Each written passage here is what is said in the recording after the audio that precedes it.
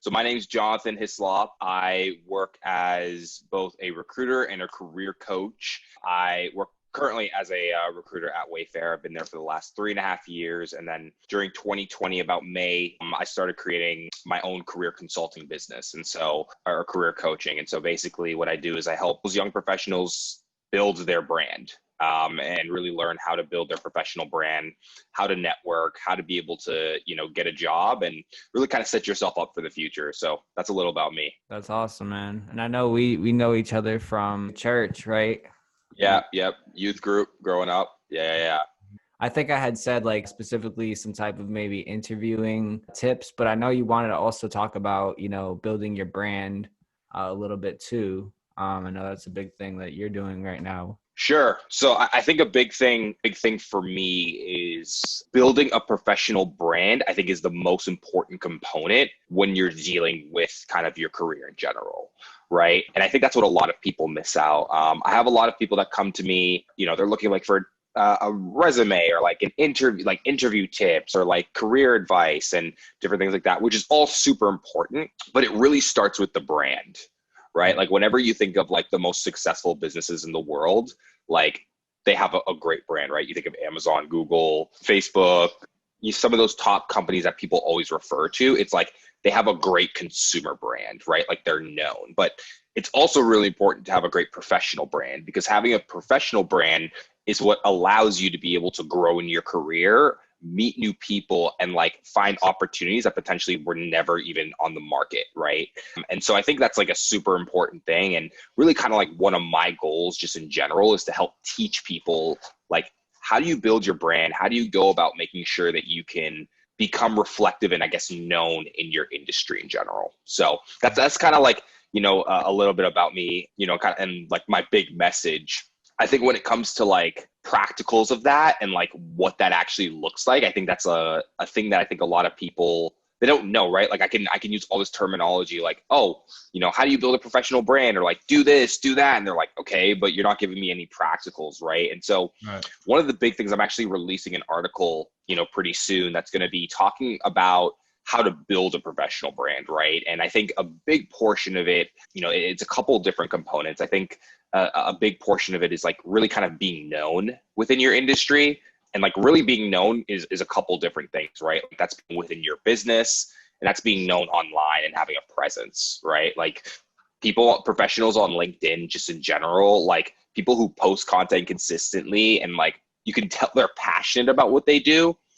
They're the ones that end up getting a lot of great opportunities, right? So, I mean, that's just like a small component to it where I think like, that's kind of a big thing that I think a lot of professionals, especially on the kind of younger side, really miss and like don't understand. So that's like really kind of my big message and different things like that. So that's awesome. And like, what would you say like influenced you to come to that kind of conclusion about, I think this is really interesting because I kind of understand that now a little bit more as I've gotten older, but like who influenced you to really think that way on that level, kind of a macro level? Yeah, no, that's a great question. Honestly, like online people, like motivational speakers, the Gary V's, the Eric Thomases, Tony, Tony Robbins, like those guys. I love those guys. I think Mel Robbins as well is a great one. I think what's big about them is that they really focus on like expanding and like really kind of like one, they're talking about like, go above and beyond, but also like become known, right? Because like with all of them, they had to grow their business and like the whole point of their business, like being as successful as they are is because people know who they are. Right. And so like that I think was just a general concept. But then with my recruiting background and actually understanding resumes and interviews and interview processes and like being on the other side of like the hiring efforts, I'm like, oh, wow, well, this can definitely be applied when you're talking about being a professional, right? Because it really showed me like, I'll have a role open and, my hiring manager will just come to me like, oh, I have this person that I think is great. Or like, oh, this guy right here, like I've seen one of his talks. He definitely knows what he's talking about. Right. And so like, I'll get these hires and I'll reach out to these people who never even knew about the job, don't know me, don't know anything, like just, it's not like we had a prior connection, but because they were known, they were exposed to different opportunities, right? And then they've obviously been able to get jobs that are, that are great just in general, or new opportunities and such. And I think it can also apply for like not only people who like work in careers and businesses, but also like entrepreneurs in general. Like, I've slowly become the kind of career guy, like amongst my friends, right? Like whenever people have an issue with their resume or negotiation, they come to me, right? Because I've just been trying to like put out content and show that I like know what I'm talking about. And it's like super important. And so I think it's really, that's really kind of how I learned it, right? Is like taking what a lot of these motivational speakers, a lot of what these people, talk about in their daily, and then applying it to my field, which is like recruiting and career, right? So that's kind of like how I learned about it. That's awesome. Yeah, man. I watch a lot of Gary Vee, at least on Instagram, a lot of his like posts. Yeah. And I like he's just very like unorthodox, and that's important. I think that's another thing in our generation too, is that if you're a recruiter, you're a younger recruiter, you probably see things a lot differently from the way, older recruiters or people in the past have seen people applying for jobs in general. Like, right. Probably just a different frame of mind. Interesting too, like Definitely. with degrees and stuff, it's not so much important to have a degree, or as it was when we were growing up. A lot of different things. Definitely. Like you're saying, if you build that brand, you're getting opportunities people with multiple degrees probably wouldn't get. Right. Definitely. No, I couldn't agree more. I think honestly, and also too, like in the news, Elon Musk, I feel like he's a great example of somebody who built a brand. Like he really could do anything he wants. He's bigger than Tesla. Yeah. He really can. No, definitely. All these opportunities. Yeah. And it's funny, like Elon, like I believe, I could be mistaken, but I believe he got like his MBA from Wharton or whatever, and which is a UPenn, but like he talks about like, you don't necessarily need a college degree, right? And I think about him is like, he's like, his brand is that he's like an innovator and like a leader, right? Like he just thinks so outside of the box, bit of an odd dude, but like, he definitely thinks outside of the box. And like, because of his outside thinking, he's been able to like revolutionize the car industry, right? And then he's like also trying to go to space and be in Mars, and like, and he is. And now I believe he actually just passed Bezos for richest man in the world. Yeah. Which is pretty insane, So, I mean, definitely his brand definitely helps. I think even if he left Tesla, I think Tesla would still have the notoriety, but it's definitely in the same way that Apple is aligned with Steve Jobs, is like, I think he's aligned with like Tesla. So let's say somebody's an entrepreneur, right? And they're not necessarily looking for figuring out how to do the right interviews, or I think they're probably looking to network a little bit better and to do things more along those lines. What would you say to them? Like, how would they get started? Do you think it's mostly about just putting out content and just networking as much as possible? Or do you think it's really formulating some type of idea and then going and presenting it to the right people? Yeah, so I definitely think it depends on the entrepreneur, right? Like, I think the big thing, and that this is something they always teach in like kind of, at least in a lot of like marketing or like entrepreneurship or business 101, like my degree was in business. And it's the idea of like, if you're creating something, is there a need, right? Like, is there a need for, whatever you're creating? For me, like when I was starting, a big thing for me was like, I saw a need that people were like, I don't know what to do. Like, I need help with my resume. The layoff point was like super high, or the unemployment rate was getting really high.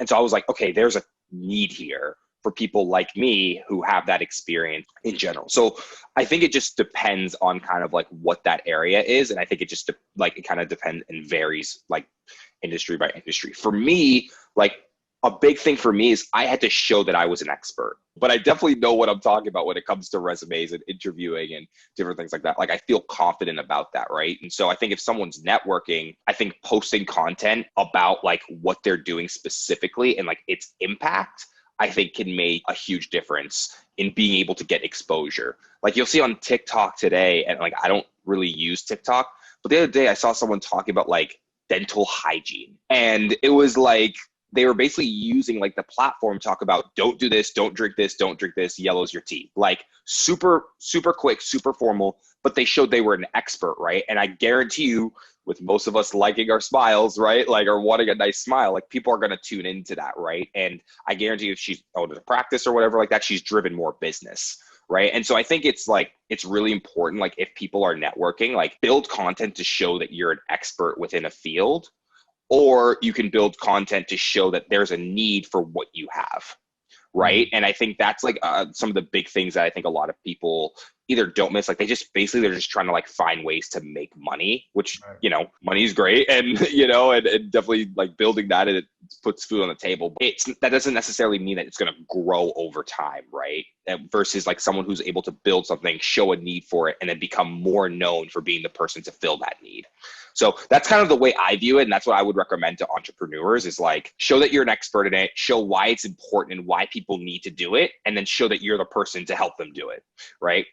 That's pretty cool. Yeah, man. What has been like the most exciting part about starting like your own business? Like, what would you say has really like driven you to keep going? And that's a great question. I think it's knowing that I'm helping people, like knowing that like, I wouldn't say I'm changing people's lives. Like, when I think of that, I think of people who are like doctors or even, pastors or like, I wouldn't say I'm like doing that. Like, I don't think it's like the most noble thing, but I definitely am helping people. And like an example of this was like, I worked with a client who had been working at the same company for 30 years and basically like got laid off.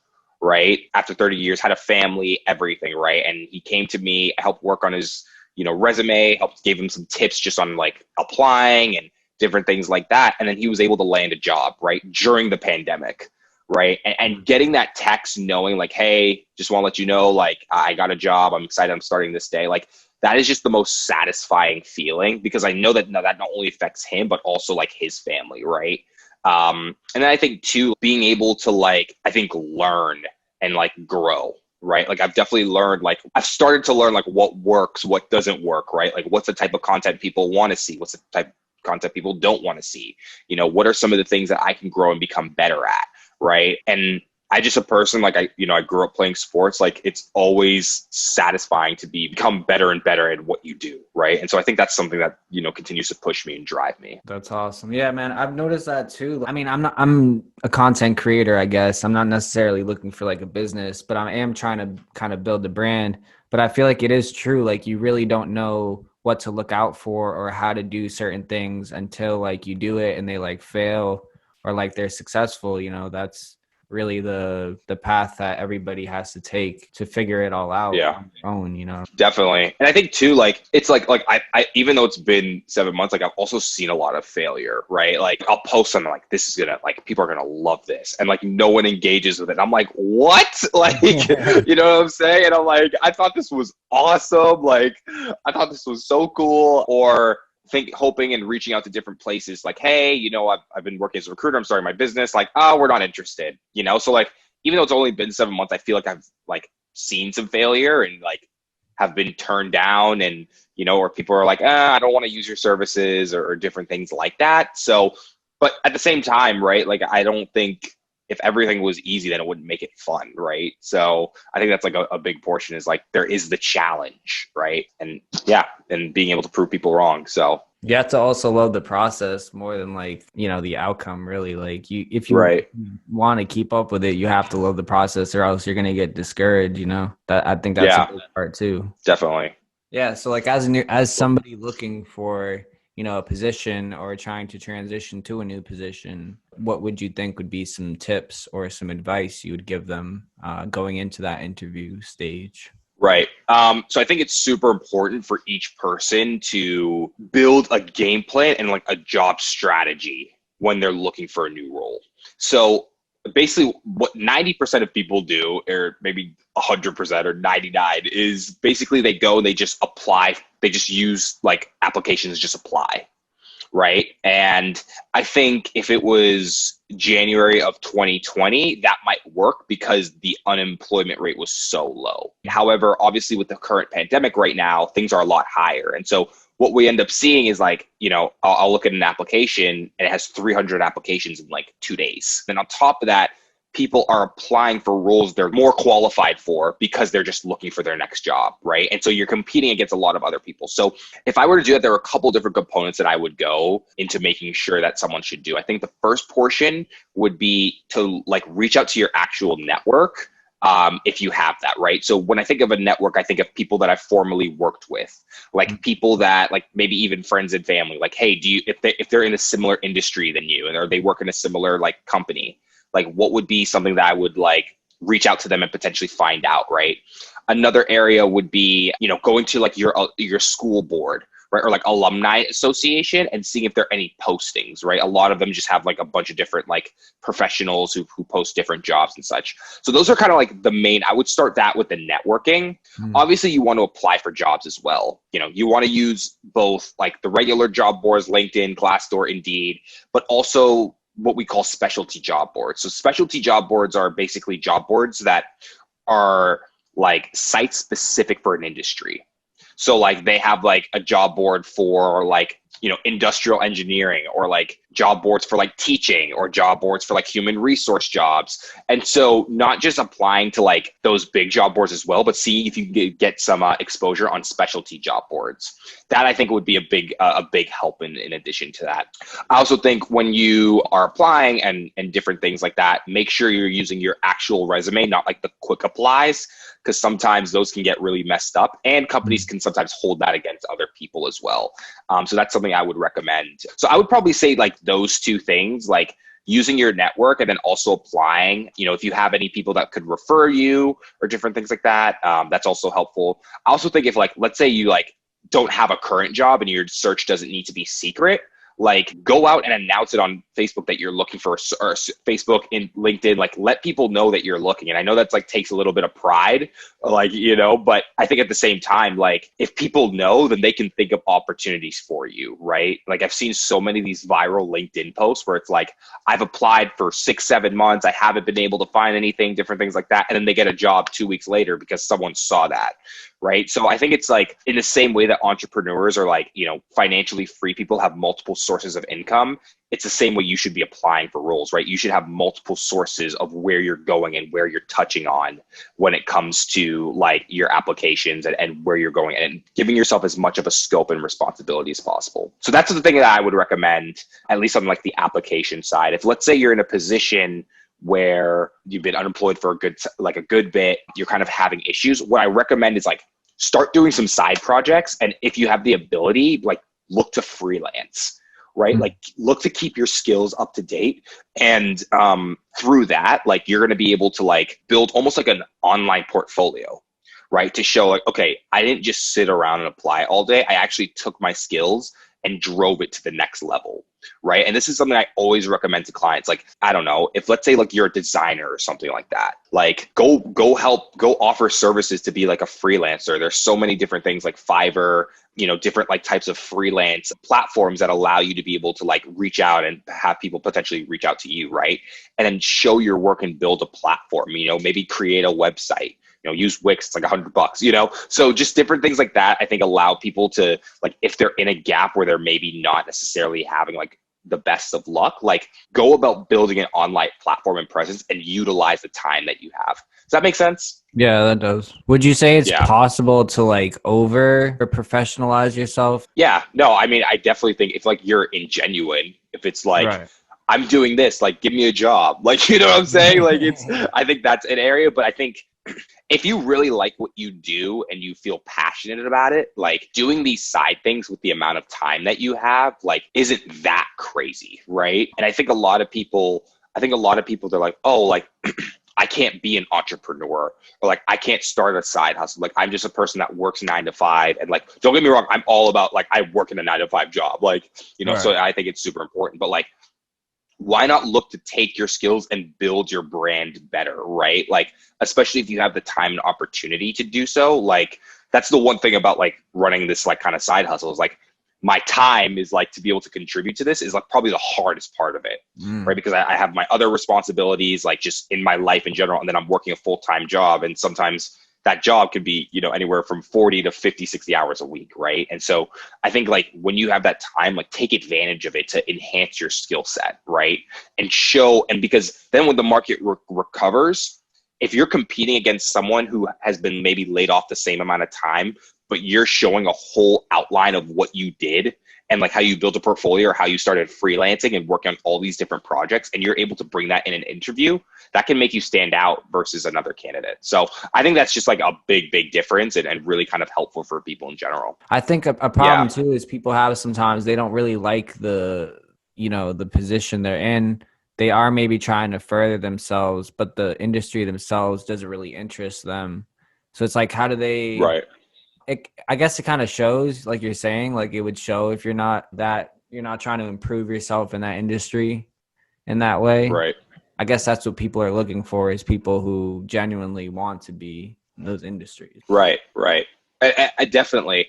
And I think like the other part too is like some people get put in, like, I think what this pandemic and, kind of coronavirus has exposed is that certain industries are very susceptible to like the ups and downs of the economy, right? And so I think a lot of people, what they've been trying to do is also figure out, okay, can I maybe move to a different industry that is a little more safe, right? Or like something that is still going to be there, right, when I need it. And so I think for people like that, like who are looking to make a career change, like the approach is almost similar, right? Like I think one, you have to identify, like, I've had people reach out to me or whatever that are trying to go from like maybe like sales or like marketing or something like that, and more so going to try to go to like product management or project management. And so being able to drive things end to end through, right? And a lot of the skills are very similar, but they don't even know where to start, right? They don't even know how to make it to the next industry, right? And so for people like that, what I would recommend to them is like, go do your research. Like, do you need to go get more education, right? Is this something where you're going to have to pick this up? Maybe is there like a certification you can get, or like a boot camp or something that you can do to help give you a little more credibility within the industry, right? And then basically what I would do is go join a LinkedIn group, go connect with as many people as you can in that group, and then reach out to those people and see if you can have a networking conversation with them to learn about what they do in their job, how they got there, and any advice that they would recommend to you. And then I would then recommend to someone like, okay, maybe pick like 1 to 3 of these people and have them actually be your mentor, right? Someone you check in with on a monthly basis. And then what's going to end up happening is like, you're not only exposed to them, but if the higher up they are, the more of a network that they have, right? And so they're going to be able to help you. Like, hey, honestly, I would recommend maybe you need to go back and get your MBA. All right. Or maybe, hey, this is a certification that really helped me, and that's something I would hire for on my team. This is something I would recommend, right? And so then what you're doing is you're really kind of setting yourself up to make the transition, right? And you've really put in the work, and you're giving yourself a little more preparedness than just, I'm just going to apply for these roles, but I have no like experience or context that applies to it. So that's like a big thing that I would recommend to people, right? Like if you're in an industry where maybe it's a dying industry, or it's like an industry you don't like, and you're looking to make a transition, like build groundwork for it, or like make sure you do your research, figure out what it takes to be qualified, and then find people that can help you get there. Right. And I think that's what makes all the difference for sure. So, yeah.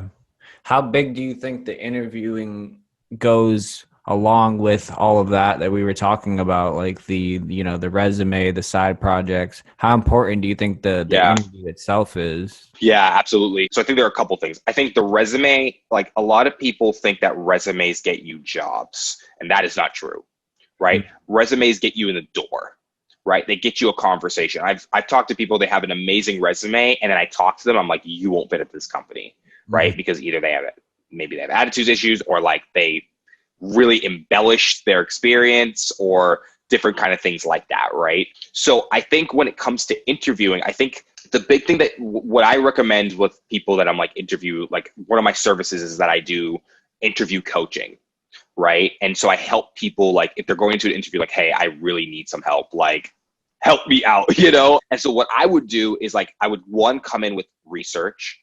I would come in with a bunch of different examples of how I was able to drive something. And then I would answer in what we call the S.A.R method, which is situation, action, result. So basically when people ask you questions, so like, let's say you get asked the question. So like, how do you deal with challenging coworkers? Like, what's your approach, right? You could answer the question basically where you're saying, well, I try to find a medium ground, or, I work with my boss to figure out and get the best advice to drive it forward.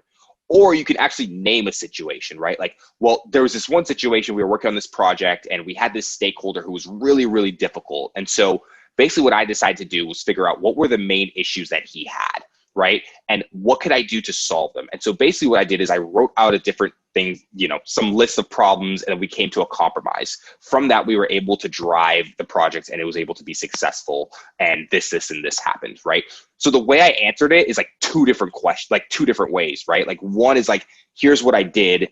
Here was the situation. Here's what I did. And here was the result of that, versus like, oh, this is something that I might do, or like hypothetically, I try to do that, right? So I think it's always great for a candidate to be able to talk about experience rather than in hypotheticals. And I think it strengthens their ability to be able to look as a credible candidate. So that's how I would say. Yeah, that's tough for people, is to actually even think of one experience. And that probably makes them look a little unprepared. Right. Right. Yeah, definitely.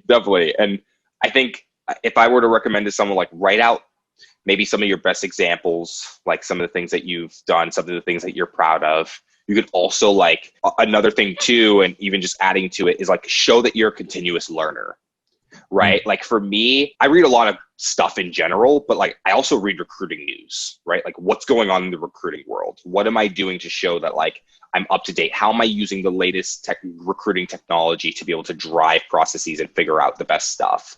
Right? Like that shows to me, if I'm interviewing someone and and that shows that they're like trying to keep up with the industry and what they're doing, that's usually a good sign, right? Because it shows that they're an active learner, right? And so I think I also recommend, like, and this is something that people should be doing well before they start interviewing, but even if they haven't, like, the best time was yesterday, like the second best time is now, like start doing that, start learning on the industry, start doing the things that you want to be able to like aspire to, and being able to talk about that in an interview as well. So you're saying, like, we're talking about building a brand, right? And also several sources of income as well. As a recruiter, what is it that like you really look for? Maybe not in terms of, like we were talking about, side projects, resumes, credentials. What's something you look for in somebody that you kind of always are looking for? Sure. Yeah. So my expertise has always been in like technical, right? So engineers, kind of the technical space. But I think there's the experience aspect, and I think there's always components, right? Like there's just a general good candidate.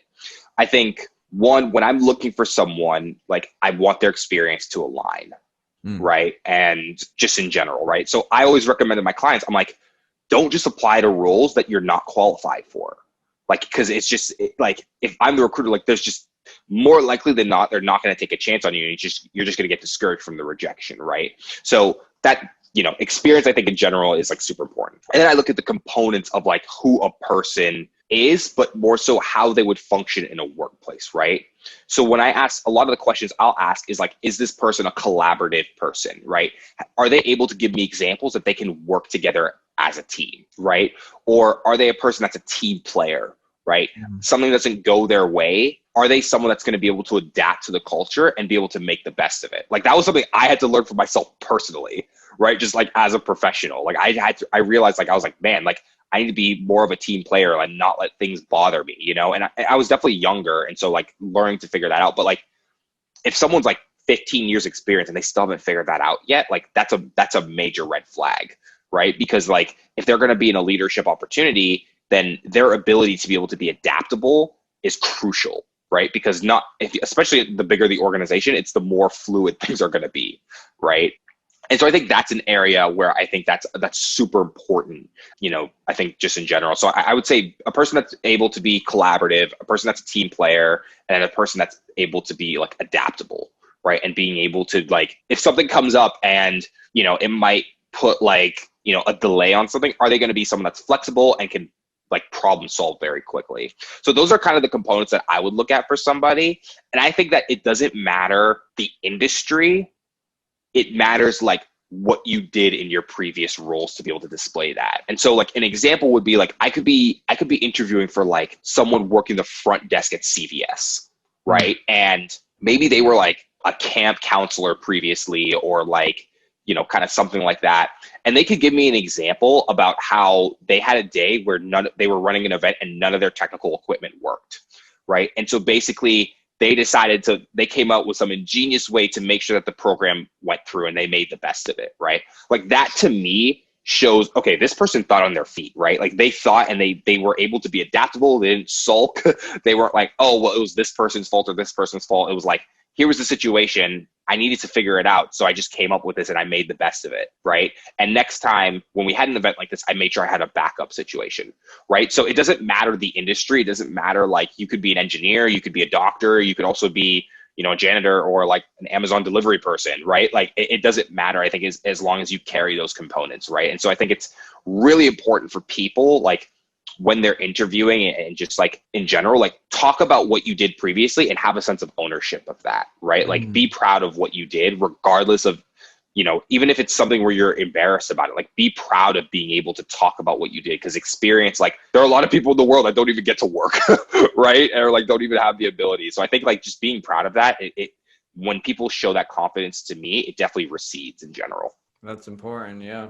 And like you're saying, like, it's all the branding is you really have to have that confidence. Totally. Yeah. I mean, it really, like, I think the interview is the hardest part sometimes, because it's like, it really exposes like whether you know, are prepared, whether you're really fit for the role. Right. And I think too, like, I think it is putting yourself out there, right? Like, people fear rejection. People fear failure. Right. And like, you know, I mean, I'll put up my YouTube videos like on content or whatever, and like the quality's okay. I do it from my iPhone. Like, you know, it's not like I have this whole setup yet. I can't afford it yet, you know, but at the same time, like, I'm not afraid to fail. And like, I'd rather put something out there and like learn from it rather than just not do it at all. Right. And I think that's like with anything. I mean, that's like with anything in life, but especially in interviewing. Right? Like, you know, just in general, like, every time you go in an interview, you have more experience interviewing. Yeah. Right. And so I think, like, that's just the way that people have to approach it and just kind of put themselves out there. And I think it's the same thing with, like, when you reach out to people and when you put out your stuff on your professional brand, it may not get the reception you hope for, or it may blow up. Right. And like, that's what really kind of started for me. Like, when I started the branding thing, I basically like put out this like low quality video off my like old iPad. I was like, hey, I want to start doing videos weekly just on to help tips. Like, let me know if you think that would be great. Right. And I was like, I wasn't expecting much. And then it was definitely my most engaged post on LinkedIn ever. Right. And I was like, oh, maybe I have something here. Right. And so I think, like, but if I hadn't put myself out there, I would have never known. Right. And so I think that's just like I think just a mindset people have to go into just in general. Yeah, exactly. Putting yourself out there. Yeah. Another question I had, let's say, like, you know how a lot of times people are they're trying to basically not impress, but just put their best foot forward, show that they're, you know, fit for the job. But then there's the other aspect of negotiating and actually not, you know, taking certain positions because they may not be fit for you. How do you kind of balance that, especially with the pandemic? How do you just kind of like step back and say, okay, this might not be the position for me, or even just negotiate a better salary during these hard times? How would you do that? Yeah, that's a great question. So I think there's a couple components. I think one, when you're in negotiation, I think you have to think about the role and the growth potential, right? Like, whenever I think of a role, basically when I was interviewing at Wayfair, I had another company that gave me an offer that was actually going to pay me more than what Wayfair was going to, you know, but the thing about it was, I was like, okay, like, Wayfair, I see the growth here of Wayfair, and I've seen other people get promoted. In the other company, it took a long time, right? And it, like, one, my component was money is not my motivation here. It's like the long-term career growth, right? And I've been able to grow in this company and, you know, steadily had increases over time. And so I think that's the first thing. Before you even go into negotiation, think about, does this align with my career growth, right? I think when it gets to the money aspect, there's a couple different things that I would do. One, whenever someone is negotiating with me, the big thing is, do they have leverage, right? So if they have 3 offers, I don't have as much leverage as they do, right? So I think just in general, like, when someone is interviewing, they should, or like let's say someone is like really good and I reached out to them and like they're at their current company, right? And they're happy in their current company, right? They have leverage, right? Because like, it will take a lot more for them to leave their current position, like, you know, rather than like move to Wayfair. So I think that's something in general. So like, I think when people are interviewing, understand if you have leverage or not. If this is the one company, and you've been looking for a job for several months, like you don't necessarily have the leverage in general. So that would be the first thing. The second thing I would do is do research on the position. Like, let's say they offer you, say they offer you a $50,000 salary, for whatever role, right? Do your research on what a job like that and the roles and responsibilities, like do your research on Glassdoor, Indeed, different things like that actually have salary calculators that can show, like, if you put in your years of experience, you put in the job title and like where you live, right? And see if that salary is aligned, right? Usually when a company's offering you, they should be in what you call the 50 percentile, which is basically like in the bell curve. Like they should be like kind of right in the middle, right? Depending on how well, how renowned the company is, how much money they have, that could obviously go, a lot higher. So I think coming in, you should also do your research in general, right? But also understand that you do have some power as a candidate, right? Like a company has just spent upwards of thousands of dollars to interview, right? Because if you think of the time of all of their interviewers and then multiply that by the hourly rate, right, that they make, and all of the time they've taken to interview you, not only you, but other candidates, right? And so I think a big thing is being able to be like, they've picked you because they believe it's the best bet. And they believe that your hiring will reduce their risk, right, of being a bad hire. So understand that, right? And like try to push, like, honestly, what I was looking for and I was targeting was this amount, right? I think also too, depending on the industry, not a lot of people get the notion that like, I should never tell the recruiter what I'm looking for or like how much I make.